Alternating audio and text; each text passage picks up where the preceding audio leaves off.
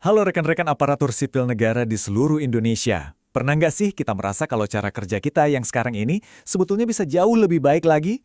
Nah, hari ini kita mau bahas sesuatu yang fundamental. Gimana caranya kita mentransformasi pelayanan publik. Dan ini bukan cuma soal nambah-nambah teknologi ya, tapi soal mengubah cara kita berpikir. Yuk, kita coba jujur sama diri sendiri sejenak. Lihat deh tumpukan berkas di meja, atau proses-proses yang udah kita jalani bertahun-tahun. Di dunia yang serba cepat kayak sekarang, apa cara kerja kita ini masih relevan? Atau jangan-jangan kita masih kejebak di rutinitas lama yang sebenarnya udah nggak efektif lagi? Untuk menghadapi semua tantangan itu, kita semua butuh semacam kompas baru, panduan yang lebih akurat, biar setiap langkah yang kita ambil itu benar-benar ngasih dampak terbaik buat masyarakat. Dan kompas itu adalah pengambilan keputusan berbasis data. Jadi, apa sih sebenarnya keputusan berbasis data atau DDDM itu? Gampangnya gini, bayangin kita nggak lagi bikin kebijakan cuma berdasarkan perasaan atau pokoknya biasanya begini.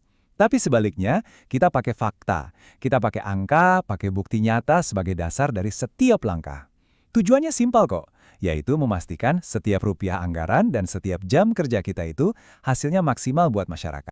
Ini artinya ada pergeseran pola pikir yang, wah, fundamental banget. Kita pindah nih, dari yang dulunya seringkali berdasarkan kebiasaan atau intuisi, yang bukannya nggak ada nilainya ya, tapi kan susah diukur. Sekarang kita menuju pengambilan keputusan yang objektif. Dengan data, kita nggak cuma bisa bikin keputusan yang lebih cerdas, tapi kita juga bisa membuktikan dampaknya secara nyata, jelas dan terukur. Oke, jadi kompasnya udah ada nih. Tapi kompas secanggih apapun nggak bakal berguna kalau navigatornya nggak siap kan? Makanya, fondasi paling penting dari semua ini adalah membangun manusianya dan tentu saja budayanya. Nah, ini dia intinya. Kita tuh sering banget salah fokus. Kita mikir transformasi itu soal beli software baru, bikin aplikasi canggih. Padahal, kuncinya itu ada di kita, di manusianya. Teknologi paling canggih sekalipun bakal sia-sia kalau kita nggak siap berubah. Inilah kenapa manajemen perubahan jadi faktor penentu yang paling utama. Terus gimana caranya?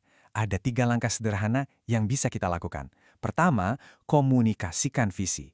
Jangan cuma kasih perintah, tapi ceritakan kenapanya. Kenapa perubahan ini penting banget buat kita semua. Kedua, libatkan tim. Ajak semua orang, dari staf sampai pimpinan, buat ikut berpartisipasi. Perubahan yang berhasil itu bukan proyek top-down.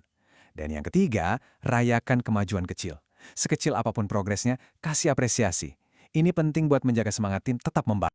Mengelola perubahan itu baru langkah awal. Tujuan jangka panjangnya adalah menanamkan kebiasaan baru ini sampai jadi sebuah budaya. Kita nggak cuma pengen orang-orang pakai data, tapi kita mau mereka berpikir dengan data di setiap pekerjaan mereka. Inilah yang kita sebut sebagai budaya data. Budaya data ini dibangun di atas 4 nilai inti. Pertama, rasa ingin tahu. Biasakan untuk selalu nanya, datanya bilang apa ya? Kedua, berpikir kritis. Jangan telan mentah-mentah angkanya. Coba pahami konteks di baliknya. Ketiga, kolaborasi. Stop kerja sendiri-sendiri. Hancurkan silo. Data dari satu dinas bisa jadi harta karun buat dinas lain. Dan yang terakhir, yang paling penting, fokus pada dampak. Selalu tanyakan, gimana data ini bisa meningkatkan kualitas hidup warga? Oke, sekarang kita masuk ke bagian yang lebih praktis ya.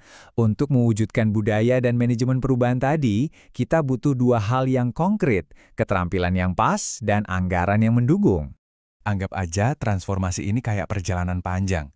Niatnya udah kuat, tujuannya udah jelas. Tapi kalau kendaraannya sering mogok atau nggak ada yang bisa nyetir dengan benar, ya kita nggak bakal pernah sampai kan. Semangat aja nggak cukup, kita butuh bekal yang pas. Terus mulainya dari mana? Coba deh, lakukan penilaian sederhana kayak gini. Tanyain ke tim, skill apa sih yang paling kita butuhin sekarang? Mungkin nggak usah yang canggih-canggih dulu soal big data, tapi mulai dari hal mendasar kayak analisis data dasar pakai Excel. Dengan memetakan prioritas kayak gini, pelatihan kita jadi lebih fokus dan tepat sasaran. Keterampilan udah. Nah, sekarang kita butuh bahan bakarnya. Transformasi berbasis data itu bukan proyek sekali jadi yang selesai dalam setahun. Ini perjalanan panjang. Makanya kita perlu alokasi anggaran yang jelas dan terencana biar roda transformasi ini bisa terus berputar. Coba deh, lihat contoh alokasi anggaran ini. Ada satu hal yang menarik banget. Porsi paling besar, 45%, itu dialokasikan untuk apa? Untuk pelatihan staf. Ini membuktikan sekali lagi kalau investasi terbaik dalam sebuah transformasi itu bukan di teknologinya, tapi di manusianya, di kita semua. Kita udah bahas soal kompasnya, fondasi manusianya, sampai bekal keterampilan dan anggarannya. Sekarang pertanyaan terbesarnya kembali ke diri kita masing-masing. Setelah mendengar semua ini, siapkah kita untuk benar-benar melangkah maju? Saya mau tutup dengan satu pengingat yang penting banget. Data itu nggak akan pernah menggantikan kearifan dan pengalaman yang Bapak Ibu sudah bangun selama bertahun-tahun mengabdi. Sama sekali tidak, justru sebaliknya. Anggap saja data ini sebagai superpower baru Anda, alat untuk membuat pengalaman Anda jadi lebih tajam, lebih akurat, dan pada akhirnya membawa pelayanan publik kita ke level yang lebih tinggi lagi. Jadi, pertanyaannya sekarang bukan lagi apakah kita harus berubah, tapi kapan kita mau mulai. Coba deh pikirkan, apa satu langkah kecil paling realistis yang bisa Anda lakukan di kantor minggu depan? Mungkin cuma dengan memulai diskusi kecil waktu rapat, atau coba bikin satu grafik sederhana dari data yang udah ada. Ingat, perubahan besar itu selalu dimulai dari satu langkah kecil. Terima kasih.